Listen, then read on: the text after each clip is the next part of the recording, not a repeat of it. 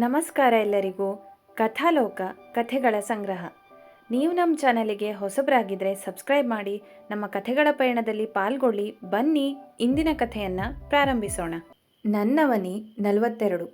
ಬೆಳಗಿನ ಸೂರ್ಯನ ಕಿರಣಗಳು ಕಿಟಕಿಯ ಪರದೆಯ ಸಂದುಗಳ ಮೂಲಕ ಇಣುಕಿ ಅವನಿಯ ಮುಖದ ಮೇಲೆ ನಾಟ್ಯವಾಡುತ್ತಿದ್ದವು. ಹಾಸಿಗೆಯ ಮೇಲೆ ಅವನಿ ಸುರುಳಿ ಸುತ್ತಿಕೊಂಡು ಮಲಗಿದ್ದಳು. ಬ್ಲ್ಯಾಂಕೆಟ್ ಅನ್ನು ಬಿಡಲಾರದ ಆಸ್ತಿಯಂತೆ ತಬ್ಬಿಕೊಂಡಿದ್ದ ಅವಳ ಕೂದಲು ದಿಂಬಿನ ಮೇಲೆಲ್ಲ ಹರಡಿತ್ತು. ಒಂದು ಕಾಲು ಹೊದಿಕೆಯಿಂದ ಆಚೆ ಬಂದಿತ್ತು. ಫೋನ್ ಎಲ್ಲೋ ಮೂಲೆಯಲ್ಲಿ ಅನಾಥವಾಗಿ ಬಿದ್ದಿತ್ತು. ಕಳೆದ ಕೆಲವು ತಿಂಗಳುಗಳಿಂದ ಅವಳು ಬೇಗ ಎದ್ದು ರೂಢಿ ಮಾಡಿಕೊಂಡಿದ್ದಳು. ಆದರೆ ಇಂದು ಭಾನುವಾರ, ಆಲಸ್ಯಕ್ಕೆ ಅಧಿಕಾರ ಸಿಕ್ಕ ದಿನ. ಗಡಿಯಾರದಲ್ಲಿ ಸಮಯ 9:25. ಆದಿತ್ಯ ಮೆಲ್ಲನೆ ರೂಮಿನ ಬಾಗಿಲು ತಳ್ಳಿದ. ಆಗಲೇ ಎದ್ದು ಒಂದು ಸುತ್ತು ಕೆಲಸ ಮುಗಿಸಿ ಬಂದವನಿಗೆ ಮಲಗಿದ್ದ ಅವಳನ್ನು ಕಂಡು ನಗು ಬಂತು. ಅವಳ ಹತ್ತಿರ ಬಂದು ಹಾಸಿಗೆಯ ಅಂಚಿನಲ್ಲಿ ಕುಳಿತ. ಅವನಿ, ಎದ್ದೇಳು, ಬೆಳಗಾಗ್ ತುಂಬ ಹೊತ್ತಾಯಿತು. ಅವನು ಮೆಲ್ಲಗೆ ಕರೆದ. ಯಾವುದೇ ಪ್ರತಿಕ್ರಿಯೆ ಇಲ್ಲ. ಅವಳು ದಿಂಬಿನೊಳಗೆ ಮುಖ ಹೂತುಕೊಂಡಳು.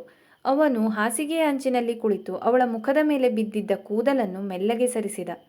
ಹೇಯ್, ಎದ್ದೇಳು ಹಟ್ಮಾರಿ, ಆಗಲೇ 9:30 ಆಗ್ತಾ ಬಂತು. ಅವಳು ಕಣ್ಣು ಮುಚ್ಚಿಕೊಂಡೆ ಬ್ಲ್ಯಾಂಕೆಟನ್ನು ಇನ್ನಷ್ಟು ಮೇಲೆ ಎಳೆದುಕೊಂಡಳು. ಇವತ್ತು ಸಂಡೇ, ಇವತ್ತಾದರೂ ಮಲ್ಗೋಗ್ಬಿಡಿ ಎಂದಳು. ಗೊತ್ತು, ಆದರೆ ಇವತ್ತು ಜಾನ್ವಿ ಅತ್ತೆ ಮನೇಲಿ ಪೂಜೆ ಇದೆ ಅಲ್ವಾ, ನೀನು 11 ಗಂಟೆಗೆ ಅಲ್ಲಿಗೆ ಹೋಗಬೇಕು ಅಂತ ಅಮ್ಮ ಹೇಳಿದರು ಅಷ್ಟೆ, ಅವನು ತಾಳ್ಮೆಯಿಂದ ಹೇಳಿದ. ಅವಳು ಕಿರಿಕಿರಿಗೊಂಡು ಬ್ಲ್ಯಾಂಕೆಟ್ನಿಂದ ಮುಖ ಆಚೆ ಹಾಕಿ ಹೇಳಿದಳು. ಏನೀಗ ಮದುವೆ ಆದಮೇಲೆ ನಾನು ಸಂಡೇನೂ ಬೇಗ ಎದ್ದೇಳಬೇಕಾ? ಇದು ನಿಮ್ಮನೆ ಹೊಸ ರೂಲ್ಸಾ? ಆದಿತ್ಯ ನಕ್ಕ. ಯಾವುದೇ ರೂಲ್ಸ್ ಇಲ್ಲ, ಆದರೆ ಪೂಜೆ ಇರೋದು ನೆನಪಿರಲಿ ಅಂತ ಎಬ್ಬಿಸ್ತಿದ್ದೀನಿ ಅಷ್ಟೇ, ಇವತ್ತು ಒಂದಿನ. ಅವಳು ಒಂದು ಕಣ್ಣು ಬಿಟ್ಟು ಅವನನ್ನು ದಿಟ್ಟಿಸಿದಳು. ನೀವು ಎಲ್ಲ ವಿಷಯದಲ್ಲೂ ನನ್ನನ್ನು ಬದಲಾಯಿಸೋಕೆ ಪ್ರಯತ್ನ ಮಾಡ್ತಾ ಇದ್ದೀರಾ ಅಲ್ವಾ? ನನ್ನ ಅಭ್ಯಾಸ ಹೀಗೇನೆ. ನಾನು ಭಾನುವಾರ 9:30 ತನಕ ಮಲಗೋ ಹುಡುಗಿ. ಮದುವೆ ಆಯಿತು ಅಂತ ಸಡನ್ನಾಗಿ ಇಡೀ ಓಣಿಯವರಿಗೆ ಕಾಫಿ ಮಾಡಿಕೊಡೋ ಸತಿ ಸಾವಿತ್ರಿ ಆಗೋಕ್ಕೆ ನನ್ನ ಕೈಲಾಗಲ್ಲ, ಹೋಗಿ ನೀವು. ಆದಿತ್ಯ ನಿಟ್ಟುಸಿರು ಬಿಟ್ಟು ಅವಳ ಹತ್ತಿರ ಬಾಗಿ, ನಿನ್ನನ್ನು ಬದಲಾಯಿಸೋ ಪ್ಲ್ಯಾನ್ ಯಾವತ್ತೂ ನನಗಿಲ್ಲ ಅವನಿ. ಆಮೇಲೆ ಇಡೀ ಓಣಿಗೆ ಕಾಫಿ ಮಾಡಿಕೊಡು ಅಂತ ಯಾರೂ ಕೇಳ್ತಿಲ್ಲ. ಇವತ್ತು ಪಕ್ಕದ ಮನೆಯವರೊಬ್ಬರು ಅಲ್ಲಿಗೆ ಹೋಗೋರಿದ್ದಾರೆ. ನೀನು ಅವ್ರ ಜೊತೆ ಹೋದರೆ ನಿಂಗೂ ಒಬ್ಬಳೇ ಅಂತ ಅನ್ಸಲ್ಲ ಅನ್ನೋದು ನನ್ನ ಉದ್ದೇಶ ಅಷ್ಟೇ ಅವನಿ, ಮೆತ್ತಗೆ ಹೇಳಿದ್ದ. ಓಹೋ, ಈಗ ಮಾತನ್ನು ಬೇರೆ ಥರ ತಿರುಚ್ತಾ ಇದ್ದೀರಾ. ಅಂದರೆ ನಾನು ಎದ್ದು ರೆಡಿಯಾಗಿ ಅಚ್ಚುಕಟ್ಟಾಗಿ ಎಲ್ಲರೆದ್ರೂ ಹೋಗಿ ನಗ್ನಗ್ತಾ ನಿಲ್ಲಬೇಕು ಅಲ್ವಾ? ಹಳ್ಳಿ ಸೊಸೆ ಅಂದರೆ ಹೀಗೆ ಇರಬೇಕು ಅಂತ ಪ್ಲ್ಯಾನ್ ಮಾಡಿದ್ದೀರಾ. ಅವಳು ನೇರವಾಗಿ ಮಲಗಿ ಅವನನ್ನೇ ದಿಟ್ಟಿಸಿದಳು. ಆದಿತ್ಯ ಒಂದು ಕ್ಷಣ ಮೌನವಾಗಿದ್ದ. ನಂತರ ಮೆಲ್ಲನೆ ಅವಳ ಪಕ್ಕದಲ್ಲೇ ಹಾಸಿಗೆಯ ಮೇಲೆ ಮಲಗಿ ಕೈ ಮೇಲೆ ತಲೆ ಇಟ್ಟುಕೊಂಡ. ಅವಳ ಮುಖಕ್ಕೆ ತೀರಾ ಹತ್ತಿರವಾಗಿ, ಸರಿ ಮಲಗು, 9:30 ಅಲ್ಲ 11 ಗಂಟೆ ತನಕ ಮಲಗು, ನಾನೇ ಅವರೆಲ್ಲ ಬಂದ ತಕ್ಷಣ ಹೇಳ್ತೀನಿ ಎಂದ. ಅವಳು ಕಣ್ಣು ಮಿಟುಕಿಸಿ ನೋಡಿದಳು. ಏನಂತ ಹೇಳ್ತೀರಾ? ಆದಿತ್ಯ ಅವಳ ಕಿವಿಯ ಹತ್ತಿರ ಬಾಗಿ ದನಿ ತಗ್ಗಿಸಿ ಪಿಸುಗುಟ್ಟಿದ. ಅವನಿ ಇವತ್ತು ತುಂಬ ಸುಸ್ತಾಗಿದ್ದಾಳೆ ಅತ್ತೆ. ಯಾಕಂದರೆ ಅವಳ ಗಂಡ ಅವಳನ್ನು ರಾತ್ರಿ ತುಂಬ ಹೊತ್ತಿನವರೆಗೆ ಮಲಗೋಕೆ ಬಿಡದೆ ಎಚ್ಚರವಿರಿಸಿದ್ದ. ಪಾಪ, ಹೊಸ ಸೊಸೆ ಅಲ್ವಾ, ಸ್ವಲ್ಪ ಲೇಟಾಗಿ ಬರ್ತಾಳೆ ಅಂತ ಹೇಳ್ತೀನಿ. ಅವನಿ ಮರುಕ್ಷಣವೇ, ಆದಿತ್ಯ, ಛೀ, ನೀವು ತುಂಬ ಕೆಟ್ಟವರು ಆದಿತ್ಯ, ಇದೆಲ್ಲ ಏನು ಮಾತು ಎಂದು ಕಿರುಚಿ ಎದ್ದು ಕುಳಿತಳು. ಅವಳ ಮುಖ ಪೂರ್ತಿ ಕೆಂಪಾಗಿತ್ತು. ಆದಿತ್ಯ ತುಟಿಯಲ್ಲಿ ತುಂಟ ನಗು ಇಟ್ಟುಕೊಂಡು ಸ್ವಲ್ಪ ಅವಳೆಡೆಗೆ ಬಾಗಿದ. ಅಷ್ಟೇ ಅಲ್ಲ, ಸ್ವಲ್ಪ ಮುಜುಗರ ಮಾಡಿಕೊಂಡು ನಿನ್ನನ್ನು ಎಬ್ಸೋಕೆ ನಂಗೆ ಮನಸ್ಸೇ ಬರಲಿಲ್ಲ ಅಂತಲೂ ಸೇರಿಸಿ ಹೇಳ್ತೀನಿ. ಈಗ ಮಲಗ್ತೀಯಾ ಅಥವಾ ಎದ್ದೇಳ್ತೀಯಾ? ಬೇಗ ಹೇಳು. ಅವಳು ಅವನ ಎದೆಗೆ ಮೆಲ್ಲಗೆ ಗುದ್ದಿದಳು. ಇದು ಬ್ಲ್ಯಾಕ್ ಮೇಲ್ ಆದಿತ್ಯ, ಹೀಗೆಲ್ಲ ಹೆದರಿಸ್ಬಾರ್ದು. ನಾನು ಬರಲ್ಲ, ಹೋಗಿ. ನೋಡು, ಈಗ ನೀನು ಎದ್ದಿಲ್ಲ ಅಂದರೆ ನಾನು ಹೇಳಿದ ನಿಜ ಮಾಡೋಕ್ಕೆ ನಂಗೆ ಕೆಲವೇ ನಿಮಿಷಗಳ ಸಾಕು ಎಂದು ಅವನು ಸ್ವಲ್ಪ ಅವಳ ಹತ್ತಿರ ಬಾಗಿದಾಗ ಕಸಿವಿಸಿಯಾಯಿತು. ಅವನ ಆ ಒಲವಿನ ನೋಟಕ್ಕೆ ಅವಳು ಸೋಲೊಪ್ಪಿಕೊಳ್ಳಲೇಬೇಕಾಯಿತು. ಅವಳು ಬ್ಲ್ಯಾಂಕೆಟ್ ಪಕ್ಕಕ್ಕೆ ಸರಿಸಿ ಸರಕ್ಕನೆ ಹಾಸಿಗೆಯಿಂದ ಕೆಳಗಿಳಿದಳು. ಸಾಕು, ನಾನು ಎದ್ದೆ. ಈ ಖುಷಿನಾ? ನಿಮ್ಮ ಹತ್ರ ಮಾತಾಡೋಕೆ ಆಗಲ್ಲ. ಆದಿತ್ಯ ಸಮಾಧಾನವಾಗಿ ಎದ್ದು ನಿಂತು ನಕ್ಕ. ತುಂಬ ಖುಷಿ. ಅಂದಹಾಗೆ ನಿನ್ನ ಜೊತೆ ಹೊಂದ್ಕೊಳ್ಳೋದು ನಿಜಕ್ಕೂ ಒಂದು ಚಾಲೆಂಜ್ ಎಂದ. ಗೊಣಗುತ್ತಾ ಅವಳು ಬಾತ್ರೂಮ್ ಕಡೆಗೆ ನಡೆಯುವಾಗ ಆದಿತ್ಯ ಅವಳನ್ನೇ ನೋಡುತ್ತಿದ್ದ. ಆ ಚೂಪಾದ ಮಾತುಗಳು, ಆ ಹಠಮಾರಿ ವ್ಯಕ್ತಿತ್ವ, ಅವನ ತುಟಿಯ ಮೇಲೆ ಒಂದು ಸಣ್ಣ ನಗು ಮೂಡಿತು. ಹೊಲ ಗದ್ದೆ ಕಾಲೇಜ್ ನಿಭಾಯಿಸೋದು ಸುಲಭ, ಆದರೆ ಈ ಹಠಮಾರಿ ಜೊತೆ ಹೆಜ್ಜೆ ಹಾಕೋದಿದೆಯಲ್ವಾ, ಇದೇ ಜೀವನದ ಅಸಲಿ ಕೆಲಸ. ಆದರೆ ನನಗಿದು ಹೀಗೇ ಇರಲಿ ಅನಿಸ್ತಿದೆ ಎಂದು ಅವನು ಮನದಲ್ಲೇ ಅಂದುಕೊಂಡ. ಅವನಿ ಅಂದುಕೊಂಡದ್ದಕ್ಕಿಂತ ಬೇಗನೆ ತಯಾರಾಗಿದ್ದಳು. ಸ್ನಾನ ಮುಗಿಸಿ ಹಾಗೆಯೇ ಬಿಟ್ಟಿದ್ದ ಅವಳ ಕೂದಲು ಇನ್ನೂ ಸ್ವಲ್ಪ ಹಸಿಯಾಗಿಯೇ ಇತ್ತು. ಅದನ್ನು ಸಡಿಲವಾಗಿ ಕ್ಲಿಪ್ ಹಾಕಿ ಬಿಟ್ಟಿದ್ದಳು. ಸಾಧಾರಣವಾದ ಒಂದು ಸೀರೆಯನ್ನು ಅಷ್ಟೇನೂ ಶ್ರಮವಹಿಸದೆ ಉಟ್ಟಿದ್ದಳು. ಅವಳು ಮತ್ತೆ ಸಮಯ ನೋಡಿದಳು. ಇನ್ನೂ 10 ನಿಮಿಷ ಬಾಕಿ ಇತ್ತು. ಅವಳು ಹಾಲಿನಲ್ಲಿ ನಿಂತು ಕಾಯುತ್ತಿದ್ದಳು.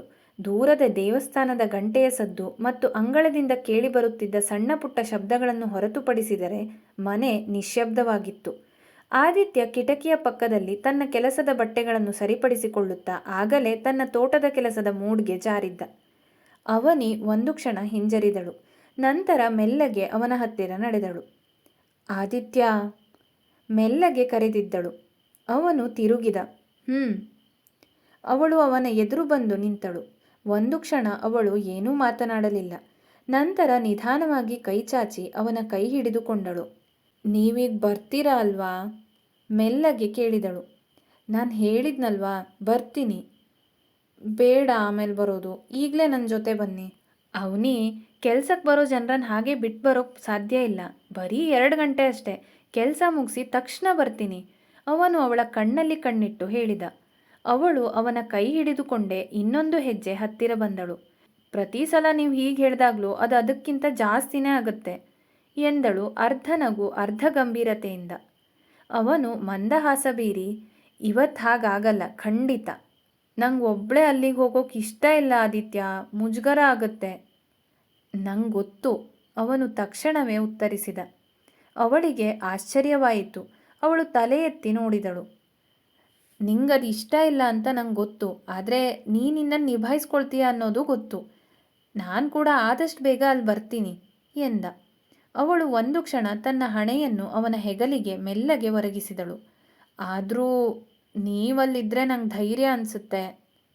ಅವನು ಅವಳ ಕೈಯನ್ನು ಸ್ವಲ್ಪ ಬಿಗಿಯಾಗಿ ಹಿಡಿದುಕೊಂಡ.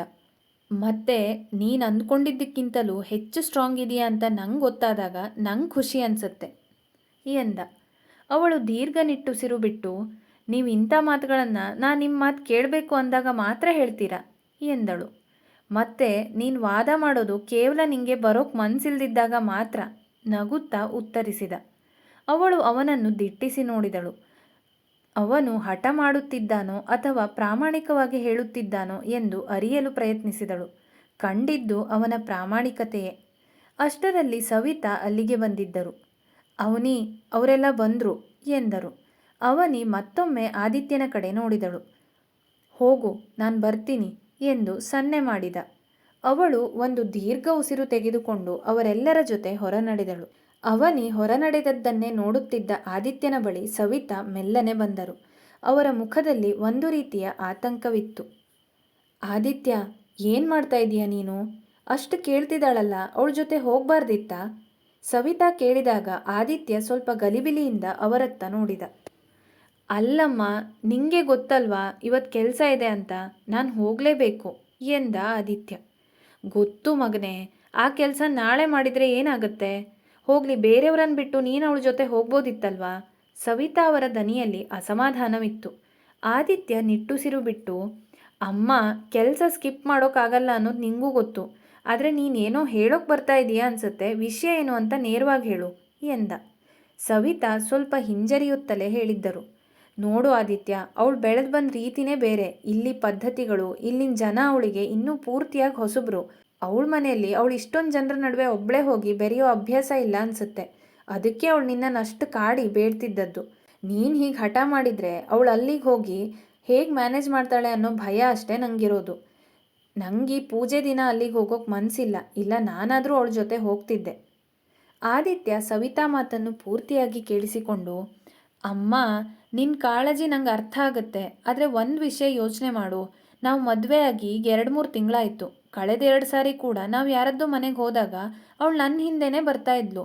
ನಾನು ಯಾರ ಜೊತೆ ಮಾತಾಡ್ತೀನೋ ಅವ್ರ ಹತ್ರ ಅಷ್ಟೇ ಅವಳು ಮಾತು ಸೀಮಿತ ಮಾಡ್ಕೊಳ್ತಾ ಇದ್ಲು. ಸವಿತಾ ಮೌನವಾಗಿ ಕೇಳುತ್ತಿದ್ದರು. ಆದಿತ್ಯ ಮುಂದುವರೆಸಿದ.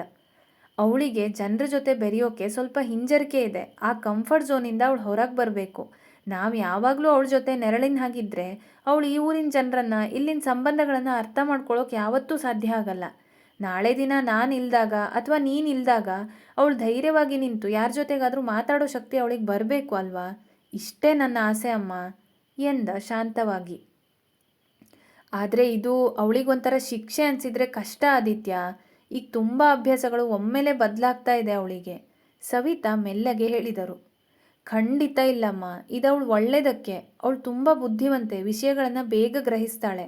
ಆದರೆ ಆ ಸಣ್ಣ ಹಿಂಜರಿಕೆ ಅವಳನ್ನು ತಡೆ ಹಿಡಿತಿದೆ. ಅವಳು ಎಲ್ಲರ ಜೊತೆ ಬೆರೆತ್ರೆ ಅವಳಿಗೂ ಈ ಊರು ತಂದು ಅನ್ನೋ ಭಾವನೆ ಬರುತ್ತೆ. ನಾನು ಅವಳನ್ನು ಕಂಟ್ರೋಲ್ ಮಾಡ್ತಿಲ್ಲಮ್ಮ, ಬದಲಾಗಿ ಅವಳಿಗೆ ತಂದೆ ಆದ ಒಂದು ಸ್ಪೇಸ್ ಸಿಗಲಿ ಅಂತ ಪ್ರಯತ್ನ ಮಾಡ್ತಿದ್ದೀನಿ ಅಷ್ಟೇ. ನಾನಿನ್ನು 1 ಗಂಟೆಯಲ್ಲಿ ಅಲ್ಲಿಗೆ ಹೋಗ್ತೀನಿ, ಅವಳನ್ನಲ್ಲಿ ಒಬ್ಬಳೇ ಬಿಡಲ್ಲ ಅಂತ ನಿಂಗೂ ಗೊತ್ತು ಎಂದ ಆದಿತ್ಯ ನಗುತ್ತಾ. ಸವಿತಾ ಅವರಿಗೆ ಆದಿತ್ಯನ ಮಾತಿನಲ್ಲಿದ್ದ ತರ್ಕ ಅರ್ಥವಾಯಿತು. ಆದರೂ ಮನಸ್ಸಿನ ಒಂದು ಮೂಲೆಯಲ್ಲಿ ಭಯವಿತ್ತು. ಸರಿಯಾದಿ, ನಿನ್ನ ನಿರ್ಧಾರ ನೀನು ತಗೋತೀಯ. ಆದರೆ ಏನಾದರೂ ಹೆಚ್ಚು ಕಮ್ಮಿಯಾಗಿ ಅವಳಿಗೆ ಬೇಜಾರಾದರೆ ಆಮೇಲೆ ನೀನೇ ಸಮಾಧಾನ ಮಾಡಬೇಕು ನೋಡು ಎಂದರು. ಆದಿತ್ಯ ಆತ್ಮವಿಶ್ವಾಸದಿಂದ, ಅದನ್ನು ನಿಭಾಯಿಸ್ತೀನಿ ಅಮ್ಮ, ನೀನು ಚಿಂತೆ ಮಾಡಬೇಡ. ಅವಳ ಮೇಲೆ ನನಗಿರೋ ನಂಬಿಕೆ ಮತ್ತು ಕಾಳಜಿ ಎರಡೂ ಅವಳಿಗೆ ಗೊತ್ತು. ಅವಳು ಅಷ್ಟು ಬೇಗ ಸೋಲೋ ಹುಡುಗಿ ಅಲ್ಲ. ಮತ್ತು ನಾನು ಅವಳನ್ನು ಯಾವತ್ತಿಗೂ ಬಿಟ್ಕೊಡೋ ಮಾತೇ ಇಲ್ಲ. ಇದು ಅಂತ ಅಲ್ಲ, ಅದು ಯಾವುದೇ ಪರಿಸ್ಥಿತಿ ಆಗಲಿ ಎಂದ. ಮುಂದೊಂದು ದಿನ ಅವಳೇ ಇವನ ಸಹವಾಸ ಸಾಕು ಎಂದು ಬಿಟ್ಟು ಹೋದರೆ ಆದಿತ್ಯ ಏನು ಮಾಡುತ್ತಾನೆ ಎಂದು ನೋಡಬೇಕು. ಸವಿತಾ ಸುಮ್ಮನಾದರೂ ಅವನಿ ಅಲ್ಲಿ ಹೇಗೆ ನಡೆದುಕೊಳ್ಳುತ್ತಾಳೆ ಎಂಬ ಕುತೂಹಲ ಮತ್ತು ಆತಂಕ ಅವರ ಮುಖದಲ್ಲಿ ಹಾಗೆಯೇ ಇತ್ತು. ಆದಿತ್ಯ ತೋಟದ ಕಡೆಗೆ ಹೆಜ್ಜೆ ಹಾಕಿದ. ಮುಂದಿನ ಸಂಚಿಕೆಯಲ್ಲಿ ಜಾನ್ವಿ ಅತ್ತೆ ಮನೆ ಪೂಜೆ ಹೇಗಿರುತ್ತೆ, ಅವನಿಯಲ್ಲಿ ಒಬ್ಬಳೇ ಹೇಗೆ ನಿಭಾಯಿಸ್ತಾಳೆ ಅನ್ನೋದನ್ನು ಕೇಳೋಣ. ಸಂಚಿಕೆ ಹೇಗನ್ನಿಸ್ತು ಅಂತ ಕಮೆಂಟ್ ಮಾಡಿ. Thank you.